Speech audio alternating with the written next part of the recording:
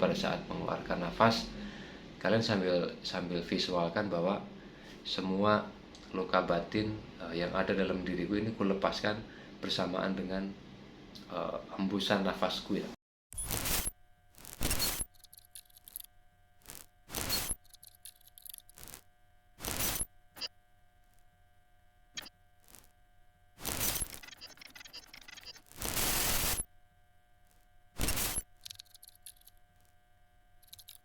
Buat NC, kali ini saya akan membahas tentang trauma masa kecil ya, trauma masa kecil. Terus apa hubungannya dengan penderita anxiety, terus juga bagaimana cara mengatasinya ya. Jadi banyak sekali di antara penderita penyakit anxiety disorder atau GERD ini yang kadang-kadang tidak menyadari bahwa salah satu penyebab adalah pernah terjadinya trauma masa kecil. Trauma masa kecil di sini bermacam-macam ya, setiap orang pasti berbeda.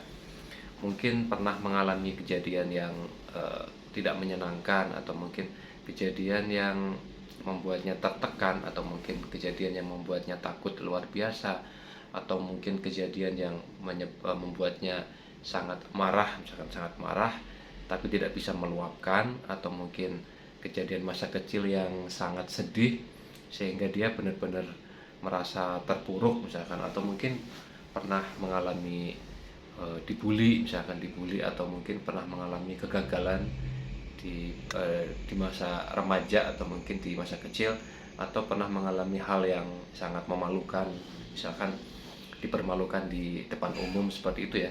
Sangat banyak sekali dan pasti tiap orang berbeda.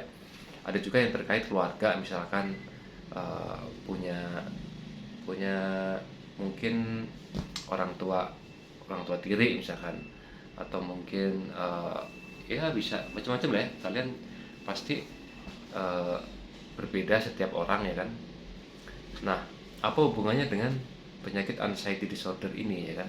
Biasanya ketika kita memiliki satu luka batin di masa lalu ya, salah satunya adalah di masa kecil, itu ketika secara batin kita belum berdamai atau belum memaafkan momen tersebut, biasanya itu juga kita akan istilahnya terpancing ketika mengalami momen yang mirip atau momen yang serupa yang bisa mengingatkan kita ke flashback di masa lalu ya.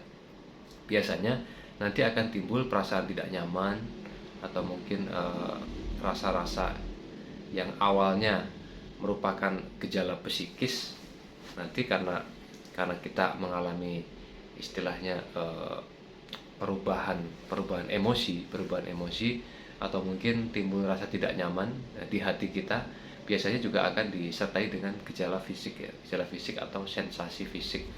Nah, itu biasanya disebabkan karena kita belum selesai, urusan kita dengan masa lalu kita ini belum selesai gitu loh. Nah, jadi yang harus teman-teman pertama lakukan adalah kita harus mulai merewind, kita putar kembali kenangan masa lalu yang mungkin yang sifatnya tidak menyenangkan ya, itu coba kita ingat. Mungkin kalian bisa luangkan waktu sambil duduk rileks, nyender, atau mungkin sambil rebahan, atau kondisi rileks lain ya. Intinya kalian coba mengingat-ingat, kalian cari kira-kira kenangan apa yang masih menimbulkan rasa tidak nyaman di badanku ketika aku mengingatnya. Jadi kalian sambil ingat-ingat, pasti kan kita bisa lah mengingat ya, momen misalkan pas sekolah pernah mengalami apa, atau mungkin momen-momen lain ya. Intinya kalian, nah nanti kalian sambil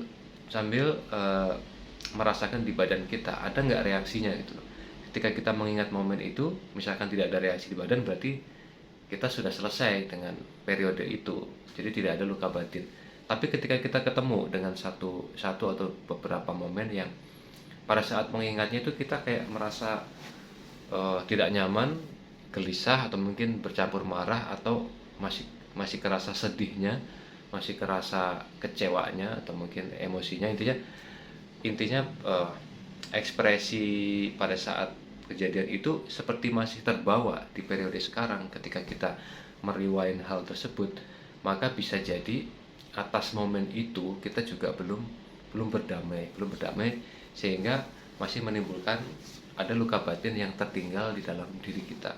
Nah, itu kalau semakin bertumpuk, kalau misalkan luka batin itu tidak segera kita buang, tidak segera kita damaikan, tidak segera kita istilahnya maafkan lah ya, maafkan, itu nanti kalau pada saat kita ke-trigger sesuatu yang mengingatkan akan menimbulkan perasaan tidak nyaman, yang pasti rasa tidak nyaman itu akan memancing anxiety kita untuk kambuh ya, seperti itu ya. Jadi buat teman-teman, kalau sudah ketemu momennya apa, kalian harus coba rasakan ketika badan kita terasa tidak nyaman, kalian langsung tarik nafas panjang lewat hidung, kemudian tahan sebentar, terus hembuskan perlahan melalui mulut, sambil kalian ucapkan satu kalimat, kalimat sakti lah ya, kalau saya bilang kalimat sakti, satu kalimat yang sangat bisa merilis emosi ya. Jadi ucapkan bahwa aku memaafkan peristiwa itu.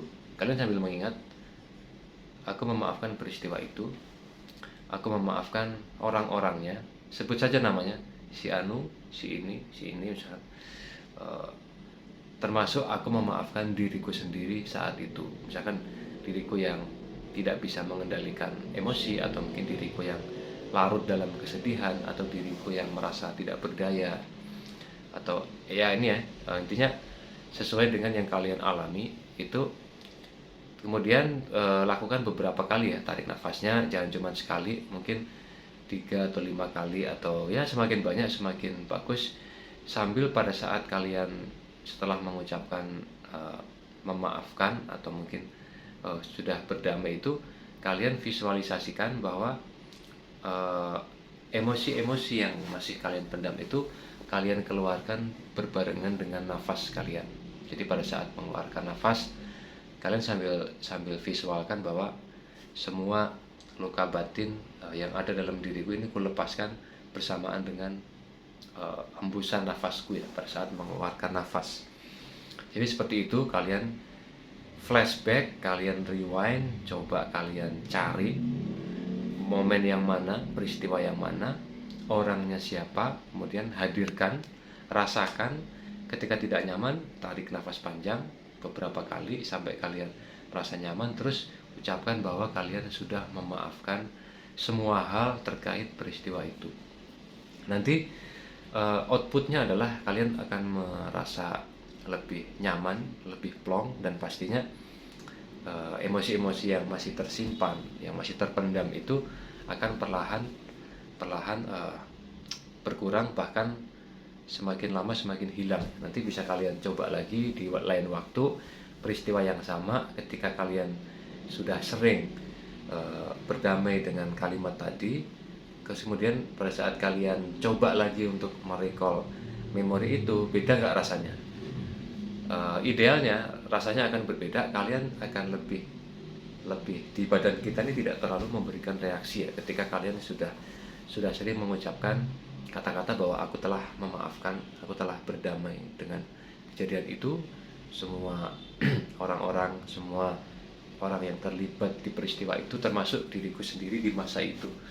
Nanti setiap kalian sudah sering melakukan dan kalian merasa sudah cukup berdamai, maka ketika kalian terkenang memori itu lagi, sudah tidak ada rasa lagi. Jadi kalaupun ada peristiwa yang mirip atau mungkin yang biasanya mengingatkan kalian ke masa itu, maka tidak akan terlalu memberikan efek secara emosional, termasuk perasaan kita ya, perasaan kita akan, jadi kita malah kadang-kadang kalau semakin kita bertambahnya usia, semakin dewasa, nanti pada saat mengingat momen buruk itu justru kalian bisa tersenyum karena kalian sudah bisa mengambil hikmah dari peristiwa itu. Jadi seperti itu ya teman-teman ya.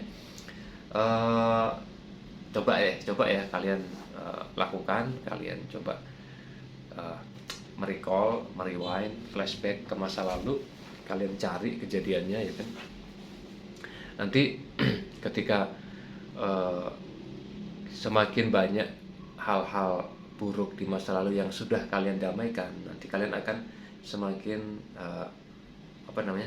kalian semakin kuat secara mental, kemudian kalian juga semakin nyaman, dan kalian semakin menerima diri kalian sendiri, kalian semakin mencintai diri kalian sendiri, kalian juga akan jadi pribadi yang jauh lebih mudah memaafkan, lebih bisa untuk menerima segala ketetapan Tuhan ya.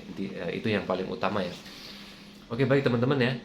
Jangan lupa dicoba ya, selalu saya doakan buat kalian semakin hari semakin membaik sensasinya, semakin bisa meredam kecemasannya, dan semakin bisa berdamai dengan diri kalian, berdamai dengan orang lain, berdamai dengan masa lalu, dan tentu saja semakin bahagia. Oke, salam bangkit luar biasa.